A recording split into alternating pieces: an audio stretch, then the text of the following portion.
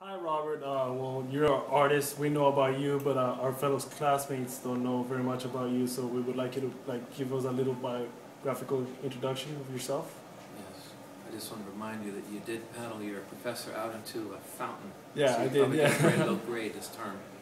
He was very soaked. Yeah. Robert Chambers. I'm a sculptor working in Miami, and I'm in this AV show. It's a great show. Well done. Thank you. And if you want to give us your background information, My background is my father is a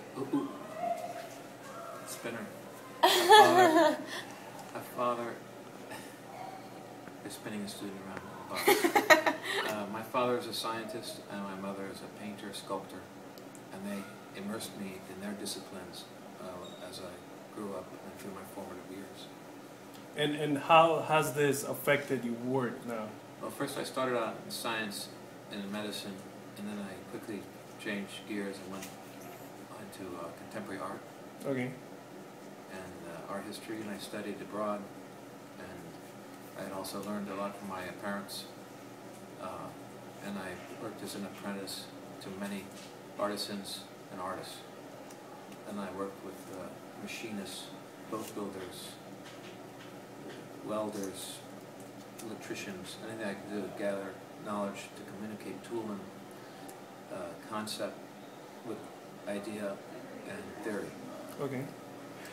And how is this mainly reflected in your work, especially we can use one of the examples of the AMV show, for example, the lunar phases. How is this reflected in your work? There are sort of moments of not being reined in and just doing whatever I happen to come across or what I'm thinking about based on urges that usually involve science, like a narrative of the artist's time. Things come up, or I'll be reading something about James Lee Byers Okay. and his work, and then I'll see something, and then I'll be working on another piece, then I'll reference that piece. All right. All works together. Can you explain? I mix up things, You and mix. then put them together. I work with many series at one time. So one series would be the molecular series, another series would be like this mystical series, another series is CNC and CAD work. Can you explain how you use that for the piece we used on the lake? Yeah, the piece on the lake is it shows Johann Kepler's idea of interplanetary dynamics, and it shows orbit and axis. So a wireframe program was designed on RhinoCAD using CAD as computer-assisted drawing, and then I use CNC to execute it. So CNC is computer numeric control, so the CAD program tells a computer robotic head what to do, and it mills out this wire mesh shape out of, in this case, fiberglass resin and foam, and that's called a plug. So then that plug is then taken to a casting yard that makes parts for aerospace and for boats and for prototype hydrodynamic applications. And then the molds are made, and then laminates are sprayed in, and carbon fiber cloth, Kevlar, and whatever is laid in there. And then that's the final piece. So the plug that's made by the CNC in it, that's just the part of the process. And that's not spinning around in your leg. Nice. And could you maybe talk about how you're planning to take your future, coming shows or next work? Well, I think being a good artist or a valid artist is someone that has continuity and continues working throughout their lifetime. So I'm just going to keep working, and things kind of roll my way. Okay. I just came back from London, and I'll be represented by Grove Gallery there. And I have a sculpture and a show there currently. Uh-huh. It's based on Brancusi's 1910 The Sleeping Muse, a serene-looking woman's head. And he was influenced by African art, and he is stylized what I think was a nut or a coconut into this streamlined female face, pre-World War I and II, with this beatific smile. So the piece I have in London is a bronze coconut, a real coconut that I tooled up and used with wax. And then I sewed and applied a gas mask based on like the NATO gas mask and several other countries' gas masks, and that's attached to it. So now 100 years later, you have the sleeping Muzz lying on his side looking a little scary, like a portent of things to happen. Nice. And now let's concentrate on the AMV show. Aside from your work, which one was your favorite piece of work? Oh, that's a tricky question. I gotta know everybody in here. Favorite piece?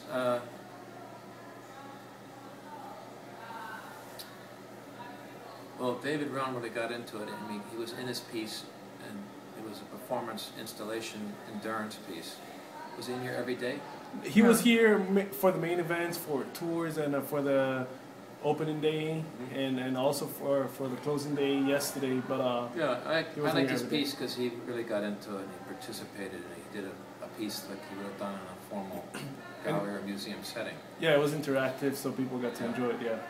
Everyone shook his hand. Yeah. Most people, he's very known here, especially in Miami, because you're a Miami-based artist. But how does it affect culturally your work, like the Miami culture, and how is it important to create a dialogue? You know, mainly, well, now with this work at FIU and also in the Miami area. Well, here, Miami is a unique place and is considered the third art center. New York, LA, and Miami. Yeah. Bonnie Clearwater at MoCA did a show called Art of the 90s. And was considering in 1996 how Miami was or was becoming an art center. I still think it's got a long way to go, but it's a unique place and it's a hub. People come in from all around the world. You have the Herzog and the Iran Museum coming in, and there's tons of ideas and traditions that artists are exposed to that you wouldn't be exposed to, say, in North Carolina. For example, that Brancusi piece, that comes directly from living here, because I was looking at some of the procedures and religious activities in Cuba, you know, rites and traditions. So I was looking at the alagua, this coconut. Mm-hmm. And the coconut is used in many cultures as a spirit catcher or a spiritual vessel that you put in your house, and often they're decorated and they're found all around the world. It's really funny, but also in Miami. But that reminded me of Brancusi studying cultures and looking at coconuts and mass. So that piece came out talking to someone in Miami, doing the Santeria shops, studying the culture around me. Nice. Would you identify your work in a certain type of movement? Because I think you have a very minimalist type of work, but would you describe it as so? Yeah, there's some post-minimal things happening in there, but I just constantly mix it up, and depending on what's available to me, material-wise or whatnot. One piece I did was I took 9 Coney Island bumper cars that somehow migrated their way down from Coney Island, New York, and they went to Hialeah, and they were in a junkyard, just stacked up, and I recognized that they were these Coney Island bumper cars, so I restored them completely, and I added on vibrating motors, giant Pirelli inner tubes, and rocking devices, and I put together a piece called Zon, Z-O-N, for my first solo show in Miami, which was at the Museum of Contemporary Art, and that was in '96. So it was called Zon, and it was this piece where you would climb into the boats in a darkened room. Silk curtains would envelop you, while 27 balloons made of silk inflated around you, and then the room would darken, and then the temperature would lower because I arranged for the vents to open further. And then there was aromatherapy used, Brazilian citrus, a citrus leaf extract that makes you very relaxed. It's like a soporific. And so people would sit in these bumper boats and rock and vibrate, and then they'd be lulled sometimes to sleep. And that piece was purchased by a collector in Paris who collects art installations. and it went into a collection there. It was actually sent by mistake, FedEx overnight. Conceptual question. What do you think is more important for art in terms to you? The artistic skill or creativity and innovation behind it? You know, it's funny you said that because I was just talking to a Nobel Prize winning scientist who's married to an artist, Okay. and they often discuss that. Okay. So you have a Nobel Prize winning scientist, his expertise is in the brain, Mm-hmm.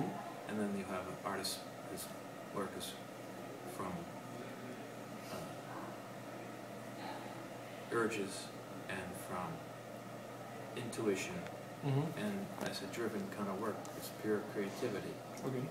So it's hard to define those two things. But as to your work, because your work is very. You'll have to clarify that question.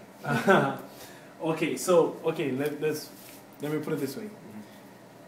Could you have art without creativity, or could you have art without the artistic skill? Which of the two is more easily removed from the process and still have art? Or do you think they're both mutually? It's very hard to define it within those boundaries, because you really can't say what is art and what is not. It's up to the artist to say it's not, Exactly. or it is. And then sometimes people say it's not art, but other people will say, oh, what you did is art. Well, So it really doesn't, it's sort of hard to communicate that. But you could probably, stack up tons of lore. okay. The interplanetary piece, that was 18, 19, 21, 22 spheres of quartz. And that not only referenced James Lee Byers and others, but it also was illustrating the second law of Johann Kepler's interplanetary dynamics, which is a line coming from a planet and the sun sweeps an equal distance in relationship to an equal measure of time. So that was sort of showing that. Then all of you worked on the math formulas to lay it out correctly. Yeah, that's nice. Good results, excellent results. Well, I think it has been like a great experience working with you. I'm so glad we picked you as our artist, and we just want to thank you for working with us and being so kind and so generous. Absolutely, you're very welcome. Yes. You Thank can you. always contact me for references. Oh, Letter recommendation. I'll do that. I'll do that. Thank you very much. I'm going to contact you for a letter. No. Yeah. It works both You can ways. contact me. I have done it many times. All right, sounds good. Thank you. Thank you.